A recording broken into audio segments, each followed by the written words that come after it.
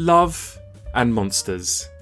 Something that is great separately, but when you put them together and you mix love with monsters, you get this awful creation.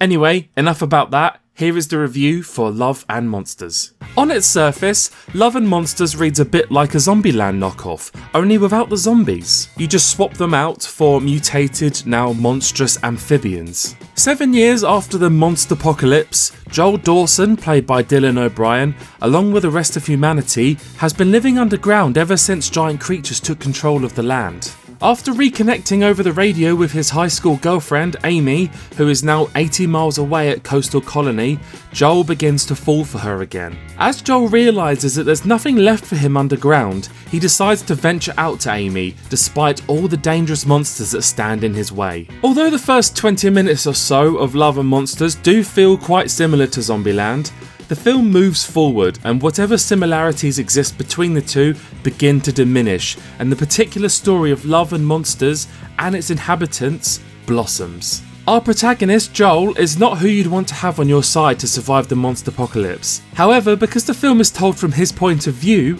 his shortcomings never feel like the kind of weaknesses that would truly jeopardise the group, even though they probably would, although he's still probably not as useless as this guy.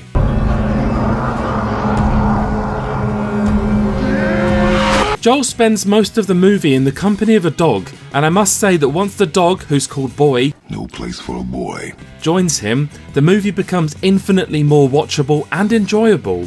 Giving Joel a dog first to interact with allows his character to develop differently than if he met people who could judge him. I must mention Michael Rooker's brief but very sweet role as Clyde. You'll all remember him as this other lovable character. I'm Mary Poppins, y'all! Clyde is a much softer, more empathetic version of Woody Harrelson's Tallahassee, who also looks after the young minnow, and they help Joel however they can. Much of Love and Monsters is a softer, kinder, and more family-oriented film than other survival apocalypse films. The stakes feel high, but the corresponding raunch is absent, making it a surprisingly enjoyable, almost easy watch. That's not a disparaging comment.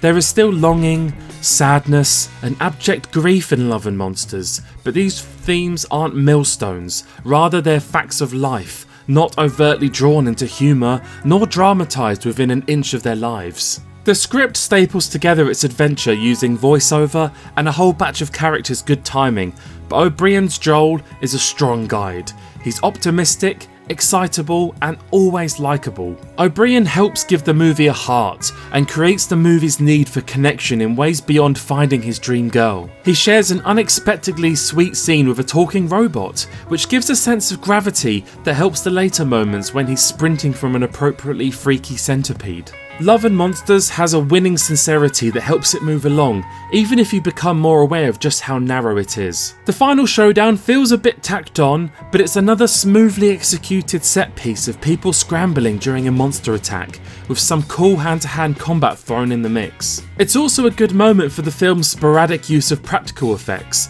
when all of the crags, slime, and moss on a monster makes them seem even larger in close-up. But an attempt to set Joel up as the inspiration for a "let's take back the planet" effort, and it does definitely feel like it's giving a corresponding nod towards a sequel, it feels like a bit of a stretch. Even more so than O'Brien's other roles, Love and Monsters shows he's an actor of range, and most importantly, softness. He doesn't have to be a gun-wielding, revenge-bent action hero with a traumatic dark streak.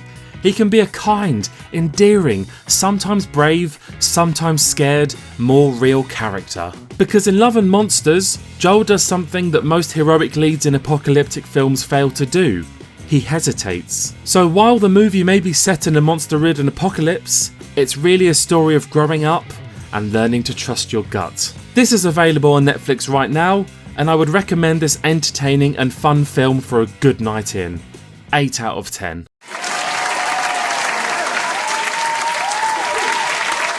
Thank you so much for watching this review. If you enjoyed it, go and hit that like button, as it is the best way to help me out.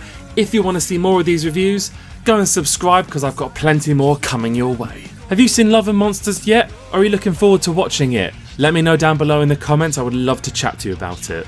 well, that is me done for now. You lot take care of yourselves, and more importantly, stay safe. And I'll catch you next time.